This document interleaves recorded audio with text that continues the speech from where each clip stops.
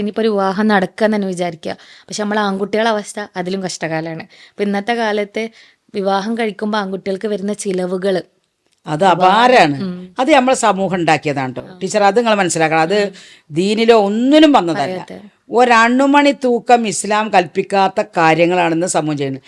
ഇപ്പോൾ നാട്ടിൽ മുഴുവനും ഒരു ചെക്കന് പെണ്ണ് കെട്ടണം, ഇനി അഥവാ കണ്ടൊരു പെൺകുട്ടിനെ കിട്ടിക്കഴിഞ്ഞാൽ അവന് കയറെടുത്ത് കണ്ട അവസ്ഥയ്ക്ക് ജനങ്ങൾ എത്തിക്കുകയാണ്. എങ്ങനെ അറിയോ? ഒന്നാമത് ഇവനെ പെണ്ണ് കാണാൻ വരുമ്പോഴത്തെ ചെക്കനെ പെണ്ണിനെ കാണാൻ പോകുമ്പോൾ തന്നെ അതന്നെ ഒരു മിഠായി കൊട്ട എന്ന് പറഞ്ഞത് നമ്മളെ നാട്ടിലൊക്കെ വളരെ ഇവിടെയൊക്കെ വളരെ കുറവാണ്. പക്ഷെ മറ്റുള്ള സ്ഥലങ്ങൾ നമ്മൾ തൊട്ട പ്രദേശങ്ങളിലൊക്കെ ഓരോ വണ്ടി ഉന്തിയിട്ടാണ് ആൾക്കാർ വരുന്നത്. ഇന്നാളൊരു ദിവസം എൻ്റെ അനിയത്തിൻ്റെ കൂടെ വർക്ക് ചെയ്യുന്ന ഒരാൾ ഇവിടെ വന്നപ്പോൾ അയാൾ പറയാണ് അയാളെ മോൻ്റെ കല്യാണം നിശ്ചയിച്ചു. പക്ഷെ ചോക്ലേറ്റ് വില കുറഞ്ഞൊരു ചോക്ലേറ്റ് ആയിരുന്നു. 25,000 രൂപക്കാണ് അവർ കൊണ്ടുപോയത്. കാരണം പക്ഷെ ആ 25,000 രൂപ ആ വീട്ടിൽ മോശപ്പെട്ടതായി. കാരണം അവരുടെ തറവാടിന് അവരുടെ മാന്യതക്കും 1,00,000 സ്ഥാനത്തിൽ എത്തേണ്ടത്. പക്ഷെ 25,000 കൊണ്ടു ചെന്ന കാരണത്താൽ ആ കല്യാണം മുടങ്ങിയെന്നാ പറഞ്ഞത് അയാൾ. ഈ മനുഷ്യൻ എവിടെ എത്തി? നിങ്ങൾ നോക്കിയപ്പോൾ ഓരോ വീട്ടിലേക്കും ഇത് കൊട്ട കണക്കിന് കൊണ്ടുപോവുകയാണ്. എന്താണ് ഈ വസ്തു? ഇത് എത്ര ആളാണ് തിന്നുക? ഇതിനൊക്കെ ഇവർക്ക് ദീൻ അറിയാത്തത് കൊണ്ടല്ലേ. അയിന ഇത്തസഭ വഫീമ അംഫക്ക. നാളെ മാഷറയിൽ 5 കാര്യങ്ങളെക്കുറിച്ച് ചോദ്യം ചെയ്തിട്ടല്ലാതെ ഒരു മനുഷ്യൻ്റെ കാലടി ഞങ്ങൾ വെക്കുകയില്ല എന്ന് പ്രവാചകൻ പഠിപ്പിച്ചു. അതിലൊരു കാര്യമാണിത്. അയിന ഇത്തസഭ, പണം എവിടുന്നാണ് ഉണ്ടാക്കിയത്? ഫീമ അംഫക്ക, എന്തിലാണത് ചിലവഴിച്ചത്? 1,00,000 രൂപ അല്ലെങ്കിൽ 2,00,000 രൂപ പെണ്ണ് കാണാൻ വേണ്ടി മിഠായി വാങ്ങാൻ ചിലവഴിച്ചു. നാളെ മാഷറയിൽ അള്ളാൻ്റെ മുമ്പിൽ നിന്ന് അവൻ പറയണം അത് എവിടുന്നാണ്? അതിന് എക്തസഭ എവിടുന്നാണ് അത് കിട്ടിയത്? ഈ 1,00,000 അവൻ എവിടുന്നാണ് ഉണ്ടാക്കിയത്? പറയണല്ലോ. ചില പാവപ്പെട്ട ജനങ്ങൾ ലോൺ എടുക്കുക. അപ്പം തീരാത്ത ലോണ് പലിശ വാങ്ങിയിട്ട് പെണ്ണിൻ്റെ ആ വീട്ടിൽ മഹാനായി നിൽക്കാൻ വേണ്ടി ഇയാൾ ചെയ്യുന്ന നാടകങ്ങൾ എത്രമാത്രം. ഇത് ഈ ചെക്കൻ എങ്ങനെ സഹിക്കുക? ഒന്നത് വീട്ടേണ്ടതാരാ? ഈ ചെക്കൻ തന്നെ. ഒന്നാമത്തെ ഘടകം നോക്കിക്കോളി.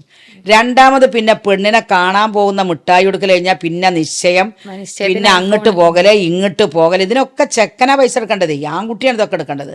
ഇനി അതൊക്കെ കഴിഞ്ഞ് ഡ്രസ്സ് എടുക്കലോ. ആ ഡ്രസ്സ് എടുക്കലാണ് ഏറ്റവും വലിയ കടം വരുത്തുന്നത്. ഇപ്പോൾ 1,00,000 കുറഞ്ഞ ഡ്രസ്സ്, കല്യാണ ഡ്രസ്സ് 1,00,000 കുറഞ്ഞതാണെങ്കിൽ ഇത് എത്ര ലക്ഷത്തിന് എന്ന ചോദ്യം തന്നെ. അത്ര വലിയ ഡ്രസ്സ് 1-2 മണിക്കൂറിനാണ് ഇടാന്.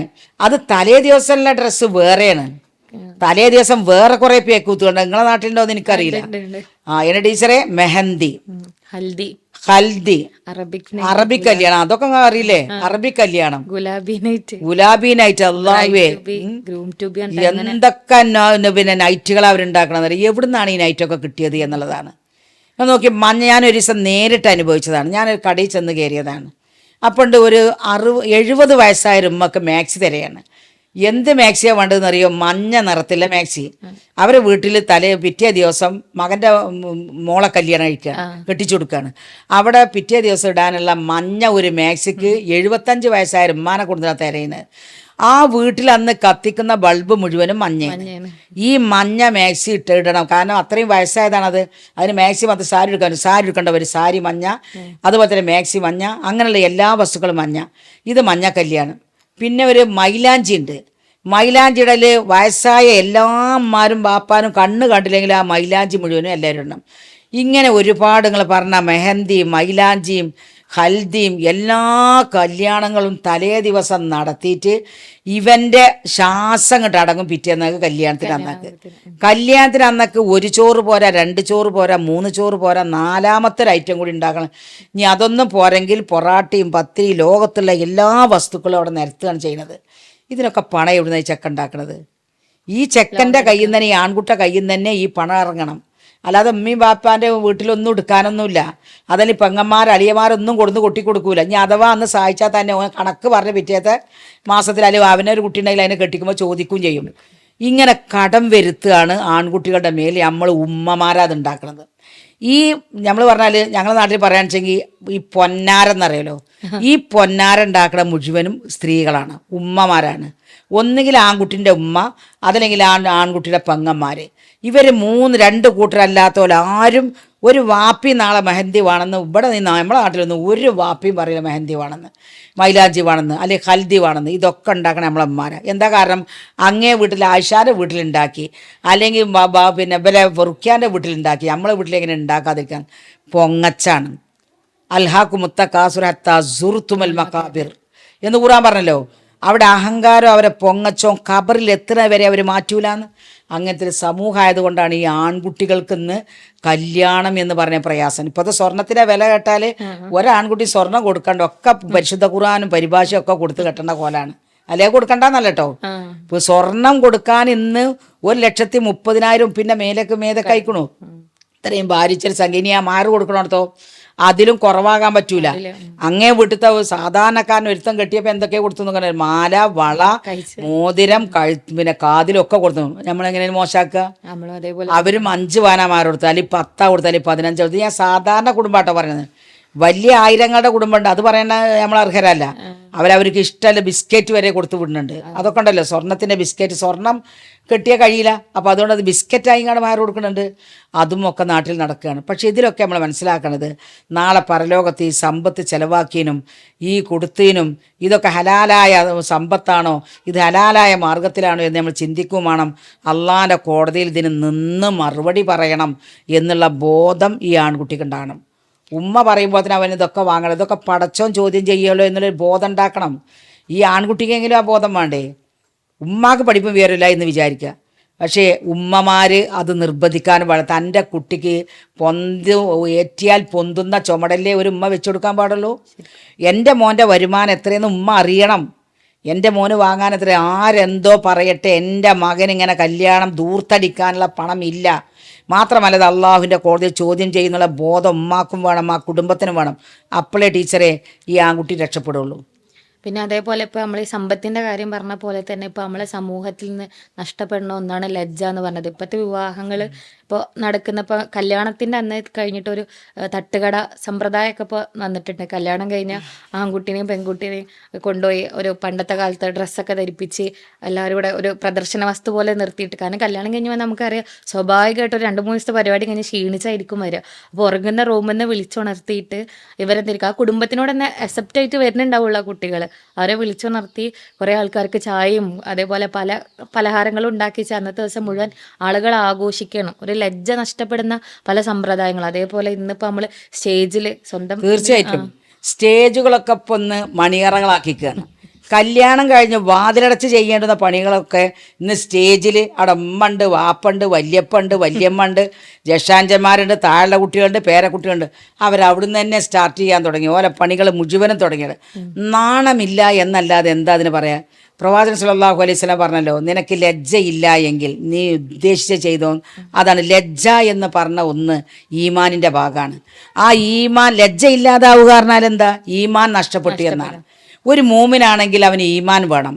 ആ ഈമാൻ നഷ്ടപ്പെട്ടാൽ പ്രവാചകൻ പറഞ്ഞു, ഇഫൽ മാഷീത്ത, നീ ഉദ്ദേശിച്ചതൊക്കെ ചെയ്തോന്നാണ്. അതാണ് ഇപ്പോൾ സ്റ്റേജുകളിൽ ചെയ്യുന്നത്. കാരണം അവിടം വെച്ച് തന്നെ എല്ലാ ചുംബനവും തുടങ്ങി. പ്രവാചകൻ സല്ലല്ലാഹു അലൈഹി വസല്ലം ഒരു പെണ്ണ് കെട്ടിക്കഴിഞ്ഞാൽ, നിക്കാഹ് കഴിഞ്ഞാൽ ആ പെൺകുട്ടി നമ്മുടെ അടുത്ത് വന്നാൽ കൈ തലയിൽ വെച്ച് പ്രാർത്ഥിക്കാനാണ് ആദ്യമായി ഒരു വരനെ പഠിപ്പിക്കുന്നത്. ഒരു വരൻ ഒരു വധുവിനെ കിട്ടിയാൽ ആദ്യം അവളുടെ തലയിൽ കൈവച്ചുകൊണ്ട് പ്രാർത്ഥിക്കാനാണ് പഠിപ്പിച്ചത്. ആ സ്ഥാനത്ത് നിന്ന് ആൾക്കാരോട് കാണിച്ചു കൊടുക്കണം, ഇങ്ങനെ ഞങ്ങൾ ചുംബിക്കണം കേട്ടോ, ഇങ്ങനെ ഞങ്ങൾ പിടിക്കണം കേട്ടോ. അതിന് കുറച്ച് ക്യാമറാമാൻമാരും, നാണമില്ലാത്ത സമുദായം എന്ന് മാത്രമേ പറയാൻ പറ്റുള്ളൂ. നാണമില്ലാത്ത ക്യാമറാമാൻമാർ അവർ ചെയ്യും. ഈ പെണ്ണിനോടും ചെക്കനോടും പറയും, ഇങ്ങനെ വളയെ, ഇങ്ങനെ തിരിയെ. അവരതിനേക്കാൾ നാണമില്ലാത്ത കഴുതകളാണ്. അവൻ പറയുന്നത് മുഴുവനും തിരിയ.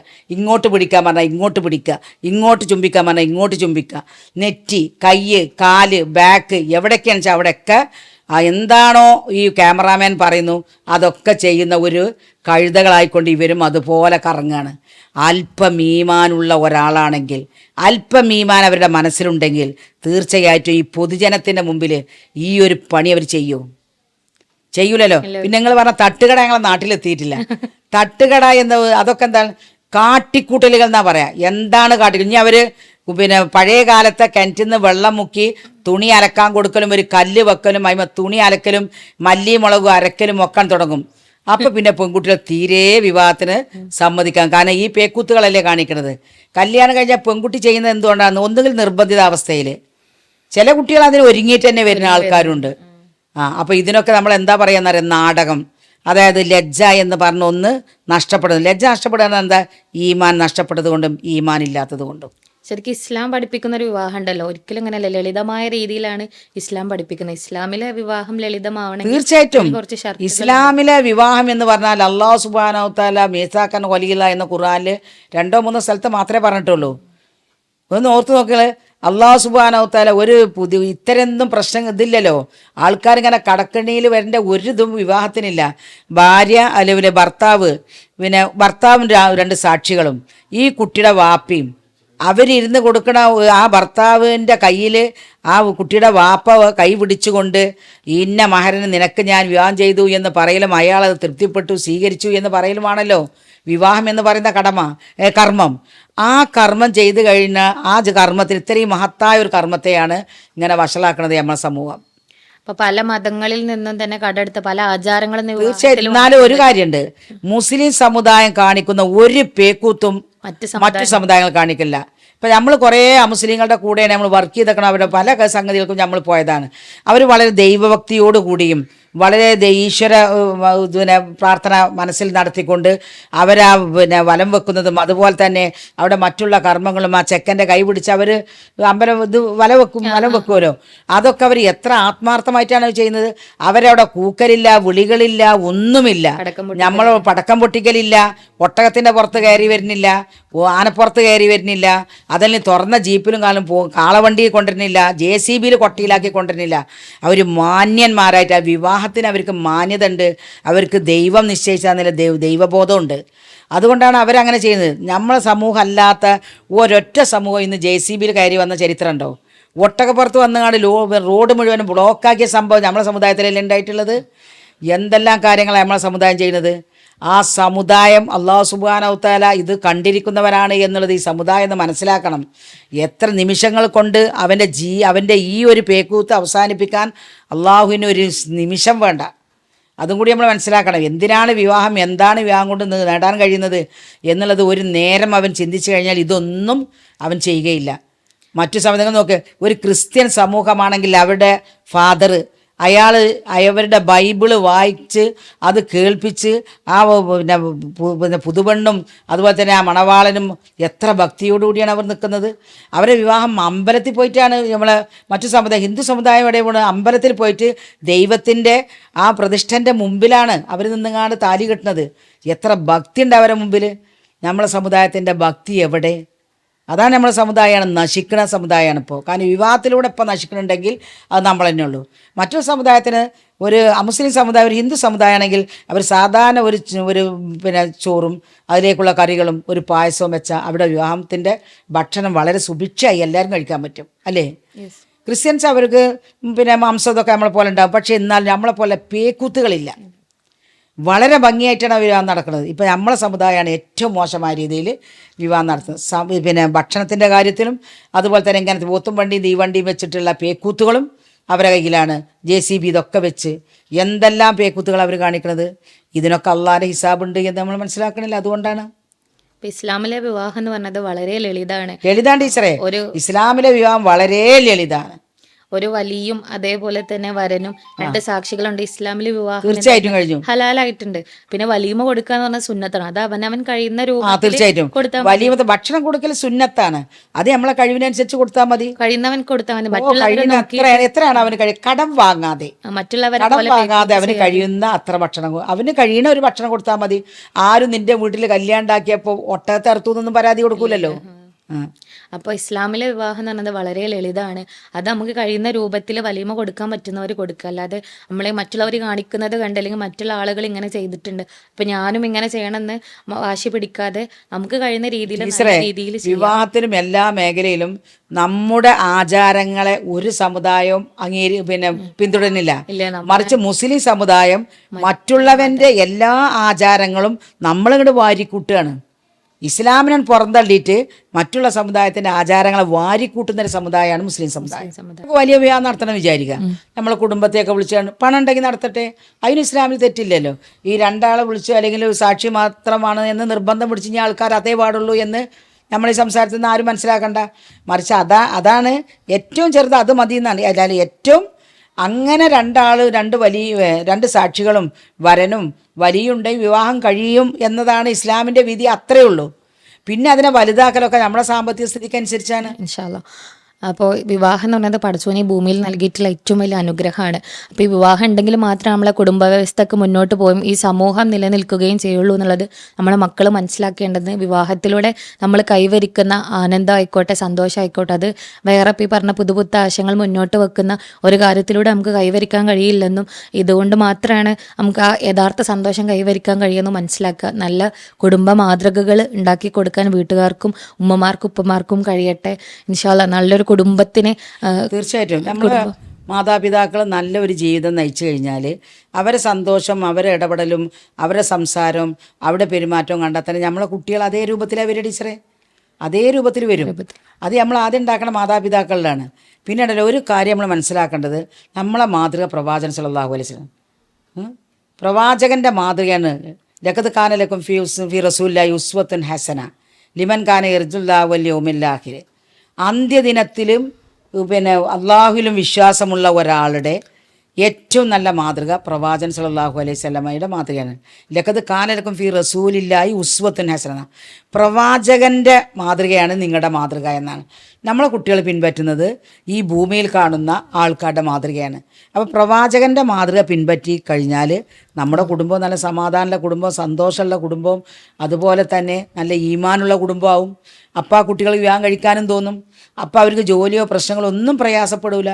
ദീനിയായി ജീവിക്കുമ്പോഴും ഖുർആനും ഹദീസും പഠിക്കുമ്പോഴാണ് നമ്മളെ കുടുംബം ഒരു യഥാർത്ഥ ഈമാനുള്ള കുടുംബമാകുക. നമ്മുടെ മനസ്സിൽ ഈമാൻ വേണം. ഈമാൻ ഉള്ളവനെ ലജ്ജ ഉണ്ടാവുകയുള്ളൂ. ലജ്ജ ഇല്ലാത്തവന് ഈമാൻ ഇല്ല എന്ന് തന്നെയാണ് പ്രവാചകൻ പഠിപ്പിച്ചത്. ആ ഈമാൻ മുറുകെ പിടിച്ച് നല്ലൊരു കുടുംബത്തെ വളർത്തിയെടുക്കാൻ എല്ലാവർക്കും സാധിക്കട്ടെ. ആമീൻ. അസ്സലാമു അലൈക്കും വറഹ്മത്തുള്ളാഹി. വലൈക്കും സലാം.